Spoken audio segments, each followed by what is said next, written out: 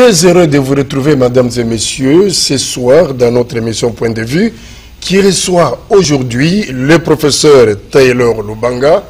Il est chargé de mission du président de la République et au menu avec lui ce soir, l'état de siège et l'intervention du M23, le regard sur la CENI et la loi électorale et l'adhésion de la République démocratique du Congo à la communauté des États de l'Afrique de l'Est. Merci professeur et bonsoir. Merci beaucoup monsieur le directeur et bonsoir. Alors, cette controverse, professeur, autour de l'état de siège, au regard de l'évolution sur le terrain, aujourd'hui, une année après, est-ce qu'il y a eu avancé? Est-ce que les objectifs qu'on s'était assignés au départ ont été atteints ou sont en train d'être atteints? Merci beaucoup monsieur le directeur. Vous savez, sans état de siège, l'Est de la République serait totalement envahi. La preuve aujourd'hui, c'est la mise en déroute des forces négativistes a poussé celles-ci à pouvoir s'organiser et trouver de nouveaux appuis mafieux pour venir se mettre de la terreur dans la partie du pays. Il a fallu simplement, et tout le monde sent, qu'on vient aujourd'hui d'instaurer cet état de siège. Ces dispositifs de restriction des libertés, de renforcement des pouvoirs de l'armée, mais aussi de remplacement de l'armée par la police pour pouvoir assurer de manière globale la sécurité et la quiétude dans la partie du pays. Sans état de siège, que serions-nous devenus? Déjà avec l'état de siège, c'est-à-dire le renforcement du dispositif sécuritaire, nous connaissons des problèmes, mais qu'est-ce qui aurait été mieux? Qu'est-ce qu'on aurait pu faire qui serait capacitant à pouvoir résoudre le problème de l'insécurité et permettre aux populations de vivre normalement? L'état de siège a atteint beaucoup d'objectifs. Les zones autrefois non fréquentées le sont aujourd'hui. Les écoles ont repris dans les conditions bien que timides. Mais bien avant, il n'y avait rien qui s'est passé. Et d'ailleurs, la décision a été prise par le chef de l'État au lendemain des dénonciations. Aussi bien par la société civile de ce coin-là, mais aussi par les observateurs de bonne volonté. Nous ne suivons pas les sirènes de ceux qui pensent autre chose que ce qu'ils disent. Oui, qui expriment leur ras-le-bol, par exemple aujourd'hui, face aux incursions, aux tueries fréquentes que nous continuons encore à enregistrer, et dans l'Ituri et dans les Nord Kivu. Très bien. Que faut-il faire? Faut-il renforcer les dispositifs ou abandonner les dispositifs? Voilà pourquoi il faut ces dispositifs. Parce que l'État, c'est par définition, de manière tout le monde, l'État d'essai, c'est le renforcement du dispositif sécuritaire.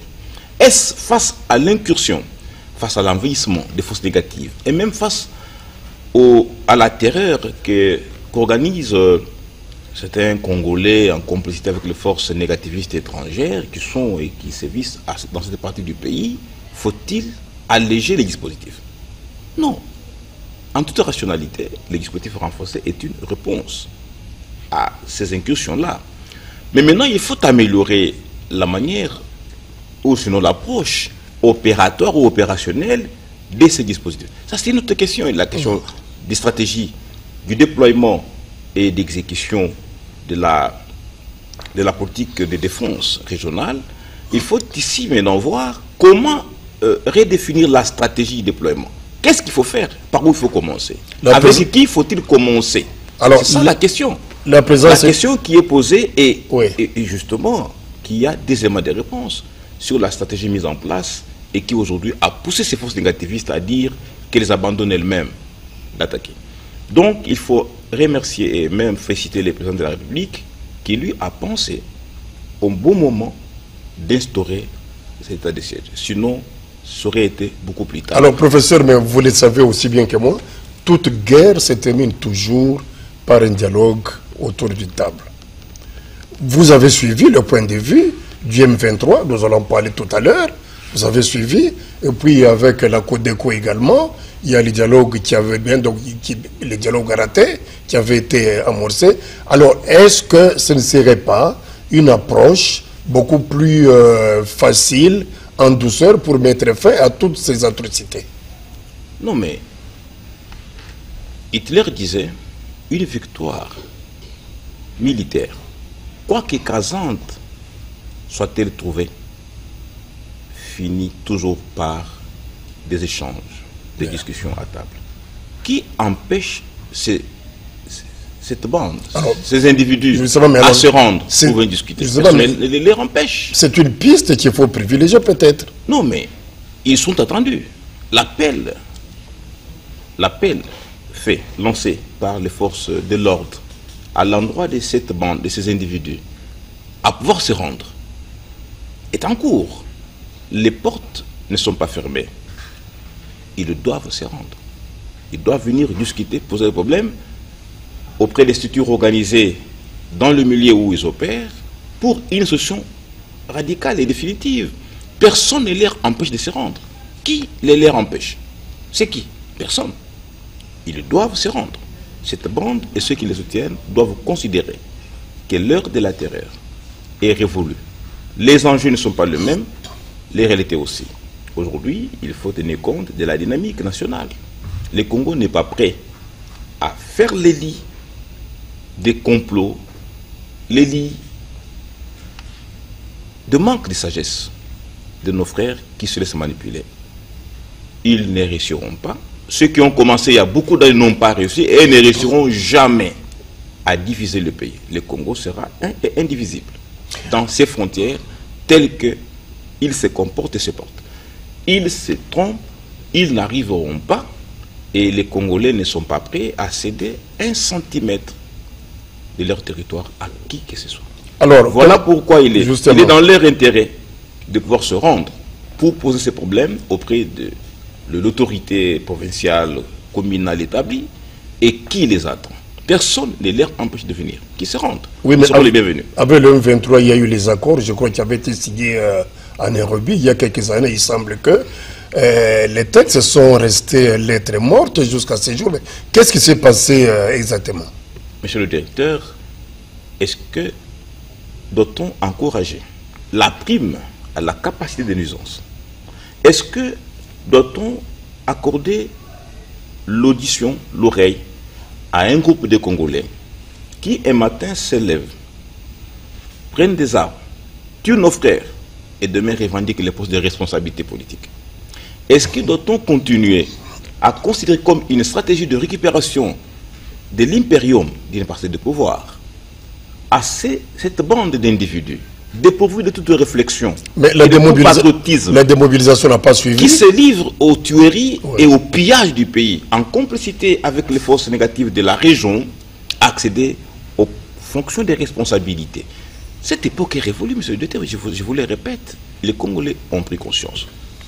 Sous le leadership de son Excellence, monsieur le Président de la République, aujourd'hui, il n'y a pas de prime à la capacité de nuisance. Vous avez tué, monsieur, vous serez jugé demain. Il ne faudrait pas que ceux qui tuent, qui pillent, soient primés et vivent en toute quiétude, comme si le crime était acceptable, comme si les hommes qu'ils ont fauchés ne comptent alors pour rien à la République.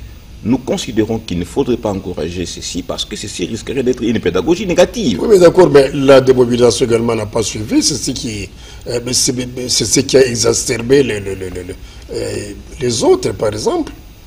La démobilisation... Non, mais il est en cours. Une structure a été mise en place de réinsertion, de démobilisation. C'est en cours. Je pense que les mécanismes fonctionnent. Il suffit simplement que ceux qui sont intéressés accèdent aux installations de ces structures qui existent. Il faut aller de l'avant. Nous avons des défis importants. Nos défis aujourd'hui sont ceux de développer les pays. Nos défis aujourd'hui sont ceux de rendre le Congo plus puissant comme une force motrice de la région. On ne peut pas être freiné par nos propres frères qui sont malléables, qui sont corrompus et qui sont aujourd'hui en train de considérer que le bonheur viendrait des tueries et des pillages. Les pays voisins se moquent de nous parce qu'ils se servent de nous-mêmes pour atteindre les objectifs les plus mafieux, les plus maléfiques. Et un jour, un matin viendra où chacun rendra le compte. Et ils les rendront tôt ou tard. Le M23 sollicite le dialogue. Mais ils ne sont pas interdits d'accéder au dialogue.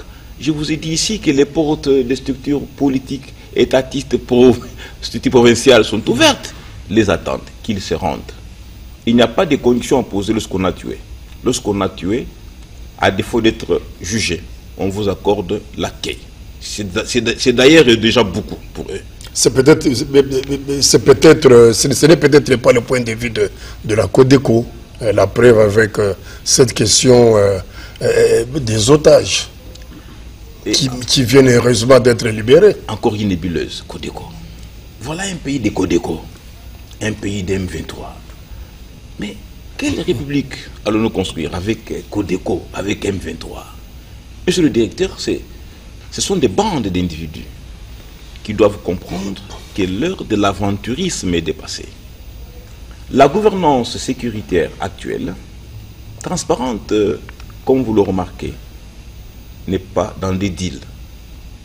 Sous d'autres régimes passéistes, je me rappelle, il y avait des arrangements politiques entre individus à des degrés différents, où ceux qui s'aimaient de la terre le matin étaient appelés à Kinshasa, logés dans les hôtels VP en ville, et primés. Et la prime était partagée entre individus politiquement élevés, et ces bandes-là.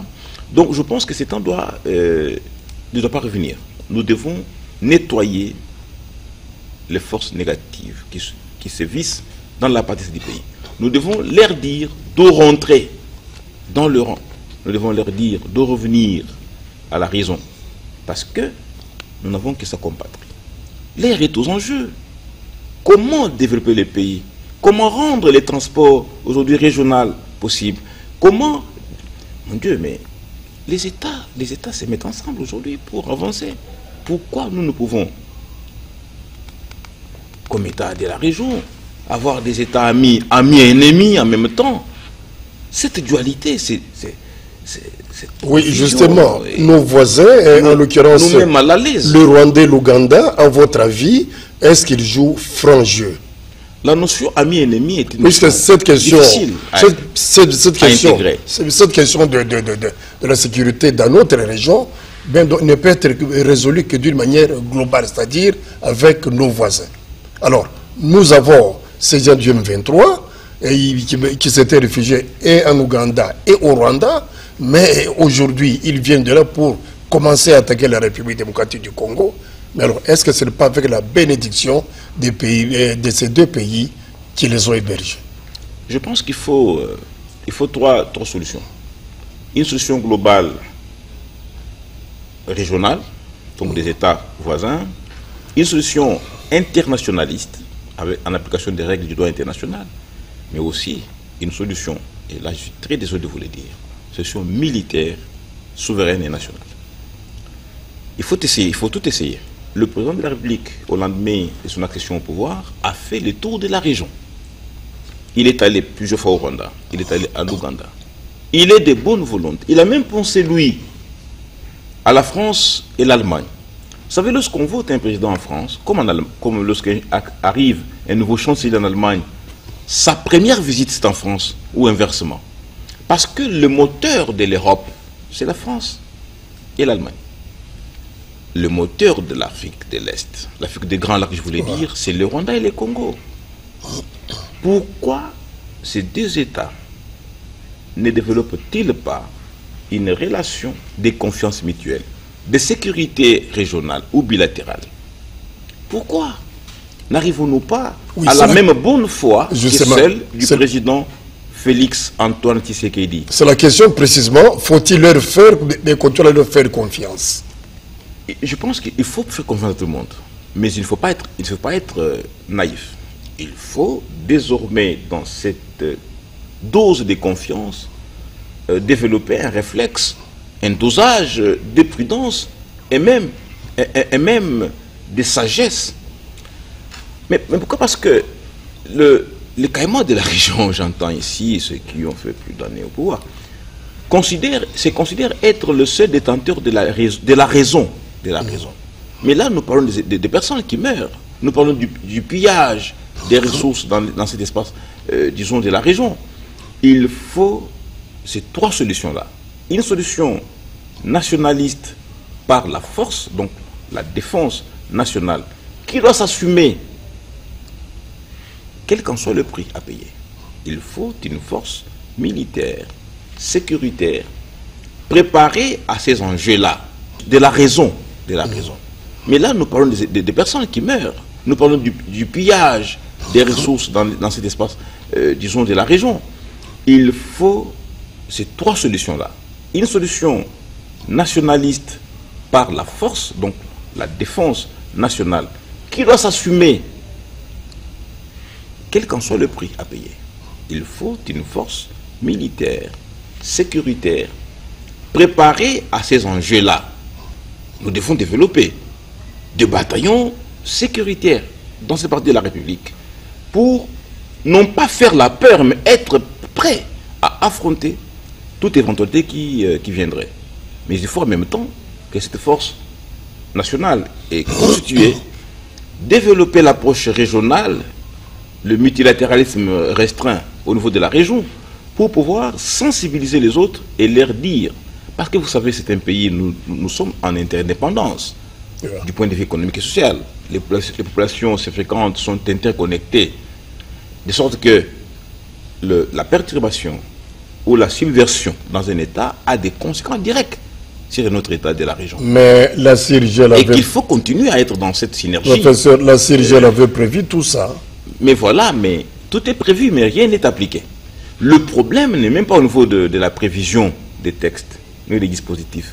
Le problème, c'est encore la volonté des acteurs à appliquer. C'est que ces acteurs se conviennent, s'entendent, c'est sur quoi ils s'entendent. Nous n'avons pas un même contenu des dispositions que nous convenons dans leur application.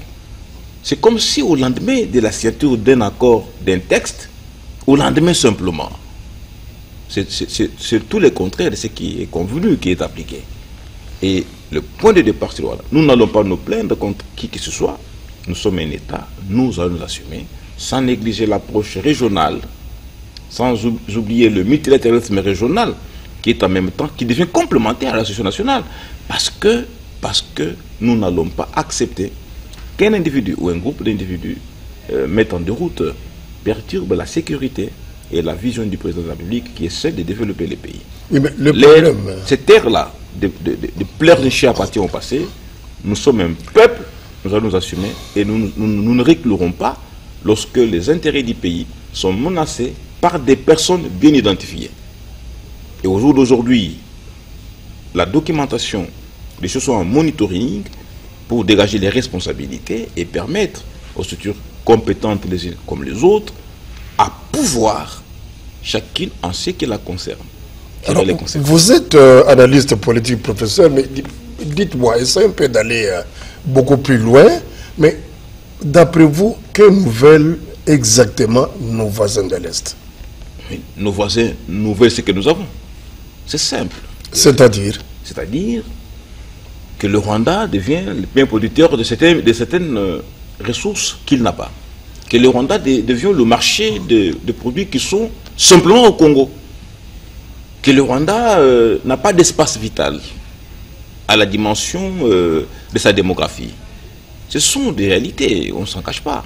Maintenant, il faut discuter sur la manière d'y parvenir. Il faut voir que prévoit le loi du pays. Notre loi n'interdit pas aux étrangers de venir. Notre loi est même, au-delà de tout, ce que l'on puisse dire, très accueillante, mais à la seule condition que ceux qui viennent respectent l'autorité établie. C'est trop facile. Lorsque les Congolais vont en France, en Belgique, demandent la nationalité ou la résidence, se conforment aux règles de l'État où ils se trouvent, vivent dans le respect des normes, des valeurs qu'ils découvrent, qu'ils trouvent ou qu'ils apprennent. Le Congo n'a jamais interdit à qui que ce soit de venir. Vous n'envisagez pas... Mais le Congo veut que ceux qui viennent respectent les lois. D'accord, mais vous n'envisagez pas une visée expansionniste? Le Congo? Pour aller où? De nos voisins. Ah ben oui, mais c'est leur affaire. Dieu nous a dotés de ces pays qui a les dimensions qu'ils comportent. Le problème, c'est que nous n'excluons pas, d'ailleurs notre loi n'a jamais fixé le contingentement ou les statistiques de ceux qui peuvent entrer ou pas, mais nous invitons à ceux qui pensent venir ou qui pensent pouvoir trouver des intérêts dans notre pays, que le Congo est ouvert à toute forme d'accord, mais pourvu que cet accord soit dans l'intérêt du pays et conforme aux lois du pays. Et je pense qu'il faut ici sensibiliser la société civile ou les sociétés civiles de ces États pour qu'elles fassent pression sur leurs autorités à pouvoir respecter évidemment la vie, les biens des autres. Oui, mais est-ce que aussi la paix qui est chère pour la région. D'accord, mais est-ce que c'est là... mais nous n'avons pas la même vision hein, de la paix hein, dans la région avec nos voisins. Alors, avec ça, est-ce que vous êtes sûr qu'il viendra un jour où nous pourrons, en fait, connaître la paix dans l'est de notre pays? Nous n'avons pas la même compréhension. Le Rwanda voit une chose, l'Ouganda également, et nous voulons protéger l'intégrité territoriale de notre pays. C'est un défi. Nous la protégerons toujours. Aucun Congolais n'est prêt. Vous pouvez balader le micro dans le rue de Kinshasa, et même en province. Personne n'est prêt à céder un centimètre du territoire à un étranger. Surtout pas cet étranger-là. Personne n'est prêt à céder. Mais nous sommes par contre ouverts et disponibles à recevoir, conformément aux lois du pays, quiconque souhaiterait s'installer dans le pays, mais en respectant les lois qui sont prévues chez nous. Il en est de même pour nous, lorsque nous allons chez les étrangers ou dans les pays étrangers, nous nous conformons aux lois de ces pays-là. Mais maintenant, est-ce qu'un jour la paix reviendrait-elle? Oui, la paix reviendra, directeur. J'en suis très sûr. Pourquoi? Parce que la fraude ne paye pas. Toute solution obtenue par fraude ou par violence est d'une durée éphémère. Je sais. Et nous pensons que même les populations de ces pays-là, populations au sens vrai, populations sensibles, populations raisonnables, ne partagent pas cette opinion-là. L'opinion expansionniste barbare. Il faut que les États développent simplement les bonnes relations et cohabitent dans le respect des normes aujourd'hui partagées, des valeurs aujourd'hui connues. Okay, et alors... ces valeurs sont celles simplement de la conformité aux normes du pays dans lesquels l'on pense s'installer. Il n'y a pas de miracle, malheureusement. La solution est simple, c'est celle-là. Alors, cohabitation également dans la région. Nous avons adhéré à la communauté des États de l'Afrique centrale. Le Rwanda est dedans, l'Ouganda également. Est-ce que ce n'est pas un paradoxe tout de même que d'aller évoluer dans un cercle où on a les gens en fait, qui se regardent comme chien et chat? D'abord, monsieur le directeur, ce n'est pas un paradoxe parce que aucun État aujourd'hui ne peut vivre en vase clos. Le monde est internationalisé. Le développement devient... Sur le plan politique d'abord. J'arrive. Oui. Le développement devient ensemblier. Maintenant, il faut que chaque espace souverain veille au mieux pour avoir l'avantage pour son peuple. Est-il important politiquement aujourd'hui pour le Congo d'adhérer dans cette région qu'on appelle East African Community? EAC. Est-ce que le fait pour le Congo d'adhérer dans East African Community apporte-t-il des avantages pour le peuple congolais? Politiquement, plusieurs. Pourquoi? Parce que il faut considérer, vous savez, moi je suis expert en droit du commerce international, ma thèse porte évidemment sur l'intégration commerciale régionale. L'intégration continentale et même mondiale plus tard commence par la régionalisation, par le développement des blocs commerciaux régionaux, mais avec des préalables. D'abord, du point de vue politique, il faut considérer qu'il est nécessaire que les États de la région s'organisent, se préparent à compétir au niveau du continent avant de prétendre à une quelconque expansion d'adhésion existentielle. C'est qu'il faut ici des politiques régionales qui sont bien conçues et définies et qui permettent à ces États-là de renforcer les structures de fonctionnement et de leur gouvernance. Une gouvernance sociale, gouvernance constitutionnelle, mais aussi une gouvernance sécuritaire. C'est sur le plan sécuritaire que se pose ici l'enjeu de cette intégration. Justement. que si nous considérons que le East African Community est une précurseur ou une défoncière de la fédération des pays de l'Est, la vision de Kadhafi, bien qu'embryonnaire, la vision de Kwame Nkrumah et des autres, ceci devrait être pris au sérieux, dans la mesure où ceci permettrait aux États de développer les mécanismes collectifs de sécurité. Sécurité de l'espace, donc le pays de l'Est, qui va avoir des conséquences sur la production et le développement. Pourquoi? Parce que si nous sommes une fédération, c'est une vision futuriste, même proche futuriste, nous ne pourrions pas avoir des velléités subversives sur le voisin. Et que nous aurons une même politique qui va être définie au niveau de la fédération pour permettre la quiétude et la coexistence pacifique des pays de l'Est. Alors il faut qu'il y ait une confiance mutuelle dans les groupes. Mais la confiance viendrait, elle sera aussi institutionnelle. Les acteurs de Dieu passeront. Je sais de quoi vous parlez. Les acteurs passeront et les individus vont devoir rester. Ces acteurs perturbateurs qui passeront demain laisseront ou doivent laisser un héritage. C'est celui-là. La fédération des États de l'Est qui va être une force devant faire face aux enjeux d'une intégration la plus large. Voilà pourquoi, du point de vue politique, c'est la sécurité qui va être une sécurité fédérationnelle et qui aura non seulement de la participation pour le Congo et les autres pays, mais aussi qui aura des conséquences sur ce qui va devoir se passer en termes de perturbations dans les États membres de l'espace. Par-delà l'aspect politique. Alors l'aspect économique maintenant. Économiquement, oui. C'est aussi... Quel profit allons-nous tirer Oui, justement, c'est le désarmement. Le désarmement des pics tarifaires. C'est-à-dire la suppression des barrières douanières. C'est aussi la mobilité des personnes et des capitaux, qui sont des enjeux de développement. La question aujourd'hui, c'est de savoir qu'est-ce qui arriverait lorsque, par exemple, pour prendre une filière, l'agriculture, que l'agriculteur des États de l'Est, qui aurait bénéficié d'une subvention de son État, et par rapport à nos agriculteurs qui peut-être n'en auraient pas eu, puisse mettre le pays en situation de dumping, c'est-à-dire situation d'envahissement des produits dans une volumétrie supérieure à celle que nous produirons et qui risquerait de décourager la production locale. Ça, c'est la question et même c'est la crainte.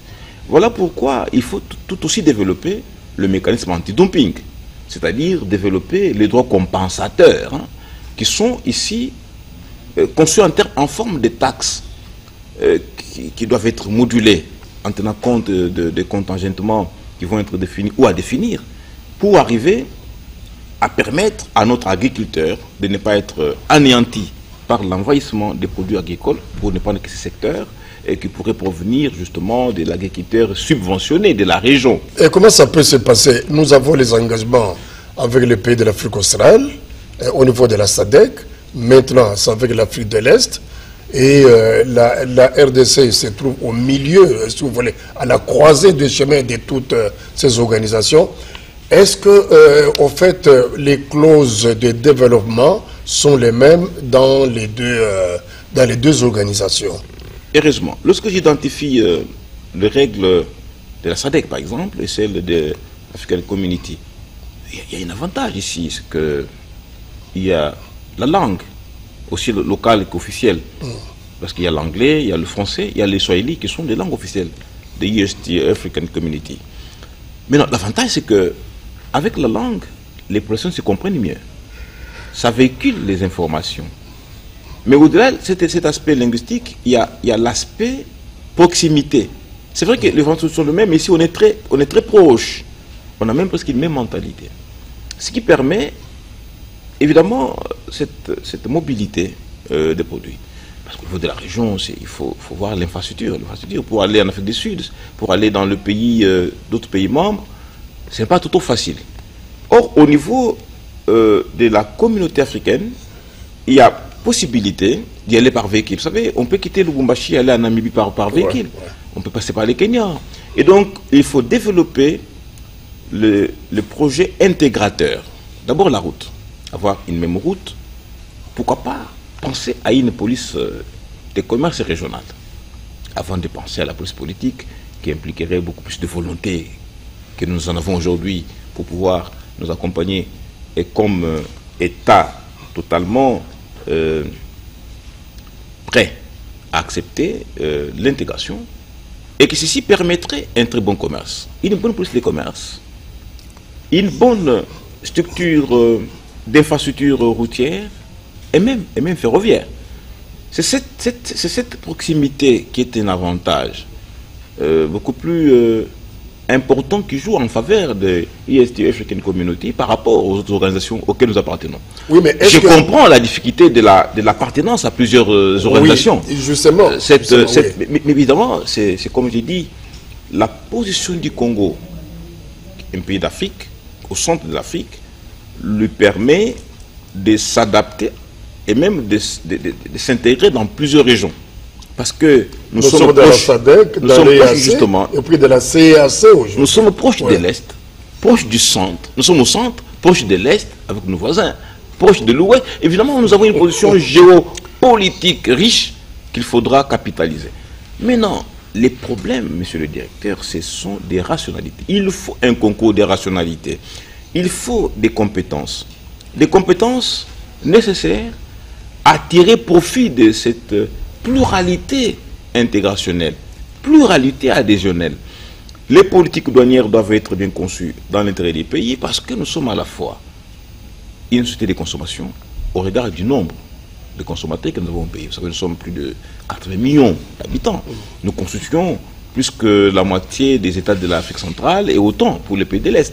Maintenant, la question c'est qu'il faut de la réflexion, il faut des intelligences pour tirer profit au maximum de nos différentes adhésions. L'adhésion ne doit pas être seulement politique, elle doit aussi être scientifique, économique, pour permettre au pays de tirer le maximum de profit, et c'est ce qui est en cours. Et les chefs d'État instruisent aux structures qui interviennent à tous les degrés à pouvoir penser aux dispositifs à mettre en place pour que cette adhésion ne soit pas contre-productive et qu'elle permette moi, je dit, de se retrouver. Oui, d'accord, mais moi je me dis, mais, au niveau africain par exemple, pourquoi vous faites ne pas évoluer, au lieu d'évoluer avec beaucoup de structures sous-régionales, est-ce qu'il arrivera un jour où l'Afrique australe, à travers la SADC, pourra fusionner avec l'Afrique de l'Est et même avec l'Afrique centrale, pour avoir un bloc beaucoup plus fort, beaucoup plus vaste, pour une intégration tout à fait globale? Vous ne trouvez pas? L'article 24 du droit du GATT, qui prévoit la possibilité, autorise même aux États de se construire en région, pour pouvoir s'organiser, comme j'ai dit au départ, avant d'aller vers la plus grande intégration. Oui, mais les régions, quand tu as une région de 3, 4, 5, 6 pays... Oui, on va y arriver. Vous savez, l'organisation la plus évoluée en Afrique, c'est la CEDEAO. Parce que au niveau de la CEDEAO... En Afrique de l'Ouest. Oui, justement, il y a même, ils ont déjà plusieurs étapes franchies. Ils sont au niveau des ministres. Ils sont au niveau d'organisations plus structurantes. Il faut arriver justement à organiser les sous-blocs, les sous-régions, les rendre compétitives pour leur permettre de s'intégrer dans d'autres régions et de faire une seule région. Ceci n'est qu'une étape qui est autorisée. Et il y a même le délai pour ça, malheureusement. C'était la vision de Kadhafi au départ avec l'Union africaine. Parfait. C'est ça la grande vision. L'Europe tient et peut-être tiendra beaucoup plus longtemps parce que l'Europe est une satellite, je veux dire, est un ensemble des États qui partagent les mêmes valeurs. Si au niveau africain, nous y arrivons aussi, nous allons développer les transports intra-africains, qui va être un avantage. Pour aller au Togo, on doit passer par Paris. C'est pas normal. C'est pas normal. C'est coûteux et fatigant. Pour aller au Cameroun, il faut passer par autant de pays. Parce que nous ne sommes pas organisés.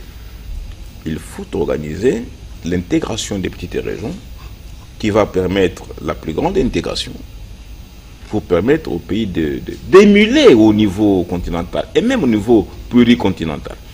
Parce que le bi conduit au multi. Le bilatéralisme conduit au multilatéralisme continental et même mondial. Maintenant, il faut, voilà, c'est ce qui est important, que nous développions des produits, des besoins à présenter dans un marché mondial. Et nous n'en avons pas encore. Qu'est-ce que nous allons apporter aussi? Qu'est-ce que nous allons apporter? Voilà pourquoi on n'a pas saisi les avantages du FED, le Fonds européen de développement, qui en fait a été conçu pour permettre à l'Afrique de pouvoir organiser certaines filières.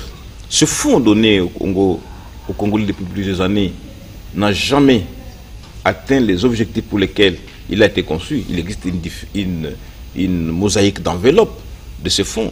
Mais il faut négocier, il faut des projets qui sont des projets bancables. Est-ce que nous en avons? Est-ce que nous y pensons? C'est autant de questions auxquelles il faut des réponses. Mais au fond, il faut de la volonté. Et le président en a une, notamment en nous faisant entrer dans la ZCAF, aujourd'hui dans l'Union African Community, qui permet évidemment aux Congolais désormais de se déplacer. Voilà. Parce que nous ne sommes que dans vous savez, avec l'immigration, les gens se plaignent. L'immigration, les gens se plaignent. Mais là, vous serez dans l'étape d'émigration. Parce que émigrer veut dire, le préfixe veut dire ex. Donc, se déplacer vers l'extérieur. Immigrer, c'est il. Se déplacer dans l'intérieur. Alors, il faut, parce que les Congolais, on se le voit, il veut se mouvoir. Il lui faut un cadre déplaçatoire qui soit compatible avec ses besoins et ses désirs. Et là, le développement, il est aussi non seulement sédentaire, il devient aussi migratoire, et dans une migration aussi externe et interne, mais sécurisé par les normes et les valeurs qui sont des palladiums partagés par tous. Moi, je pense et je considère que le développement n'est pas un phénomène sédentaire et facteur. Le développement, disait Bakoli Wailunga, le développement, il est à la fois anthropologique, c'est-à-dire les contacts humains, l'évolution humaine, mais matériel. Alors, j'ai saisi la balle au bon professeur, puisque vous parlez des déplacements des populations. Alors, il y a un débat aujourd'hui, suite aux propos d'un député ou d'une députée du Katanga, au fait, qui condamne l'exode, si vous voulez, des populations du Kasaï vers Kinshasa et surtout vers le Katanga. Mais une députée nationale, elle est élue dans une circonscription électorale, régionale, provinciale, mais elle est députée nationale. Oui, mandat national. Oui. Le mandat étant national, il est regrettable de constater au jour d'aujourd'hui un discours régional. Le monde est devenu mondial. Dans un monde mondial, dans un monde mondialisé par des valeurs, l'on conçoit mal les retournements au XIIIe siècle. La construction des cités, la maîtrise des cités, l'autarcie. Mon Dieu, c'est déplorable. On ne peut pas parler aujourd'hui de la protection d'une tribu ou d'une province dans un monde aujourd'hui mondialisé. Ce sont des propos à condamner, j'imagine, et que désormais nous avons besoin de députés qui prêchent le nationalisme, qui prêchent le régionalisme, comme nous en parlons maintenant. Nous pensons comment un Congolais peut travailler au Kenya, au Burundi, au Rwanda et ailleurs. C'est ça aujourd'hui l'enjeu. L'enjeu d'aujourd'hui, il est transnational. La transnationalité raisonnementale, la transnationalité réflexive ou behaviorale qui permet justement que dans notre comportement de tous les jours, nous soyons les modèles d'un peuple qui accepte l'autre avec lequel il n'a rien en commun, y compris la langue. Mais il faut tout de même réglementer. Mais penser ou penser ou retrouver certaines spécificités humaines au XXIe siècle. Qui regorge dans eux les discours comme celui-là. C'est réducteur, c'est réducteur. Il faut aller au-delà de cette pensée limitée pour accéder à la plus grande vision humaine, d'accepter l'autre comme son prochain et même de profiter de ses capacités pour développer la région, l'espace sur lequel il pense établir. Nous avons chacun un avantage, chacun une utilité. Et l'Europe s'est développée notamment par la main-d'œuvre du Mali, de l'Algérie, du Maroc. On ne peut pas négliger un peuple. Chaque peuple apporte quelque chose pour le développement de l'espace sur lequel il s'établit. Et ces propos sont à condamner. Voilà.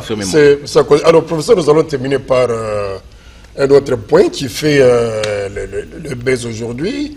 la Cour de cassation à propos de l'affaire Vital Kamerhe, la Cour de cassation qui vient de renvoyer en fait le procès au niveau de la Cour, ça parle comment? La Cour d'appel de la Gombe. Voilà. Alors, les observateurs voient en cela une espèce d'un jugement au fait pas très catholique. Est-ce que nous allons vers la relaxation ou le blanchiment, si vous voulez, de Vital Kamerhe?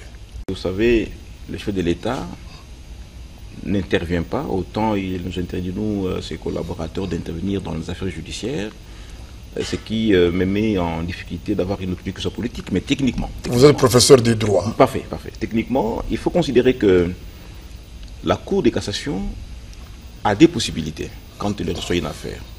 Elle peut casser sans renvoi ou casser avec un renvoi. Il me semble que la dernière alternative a été retenue par la Cour de cassation qui a reproché le juge d'appel de n'avoir pas respecté la procédure des citations ou en fait, des notifications à prévenir, mais qui a statué sur base de notifications d'audience. Ceci a soulevé un débat technique entre experts pour voir est-ce que la Cour avait-elle raison de fonder sa cassation simplement sur base de cet acte de procédure. Et que par-delà, est-ce que la Cour s'est-elle échappée du fond? Toutes ces questions sont importantes en science. Mais le plus important, c'est que la Cour n'a pas dit que M. Vital Kamerhe n'a pas commis d'infraction. Ça, c'est très important. La Cour elle-même s'est réservée de dire ou d'épiloguer sur les motivations ayant conduit quand on doit reprendre le jugement à la condamnation.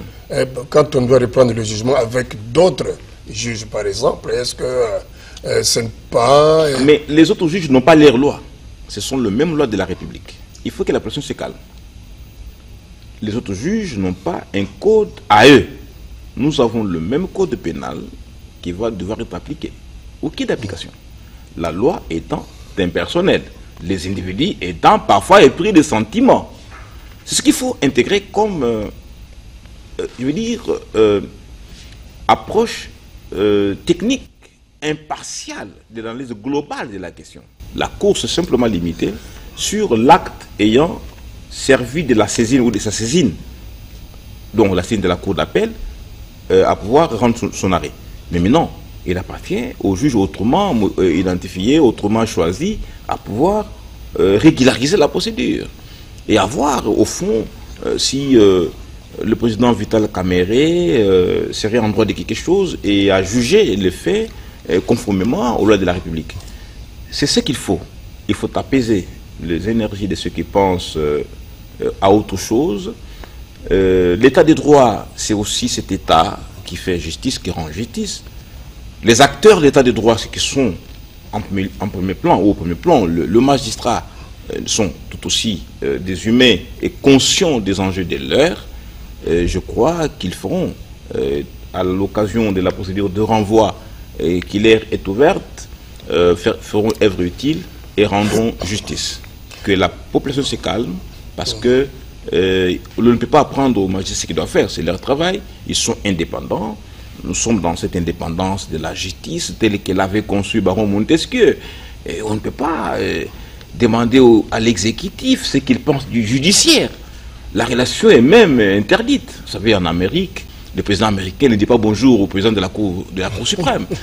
Est-ce qu'ils sont en public? Ils ne disent pas bonjour. C'est comme des ennemis, mais évoluant dans une collaboration. Toute immixtion demeurant par ailleurs interdite.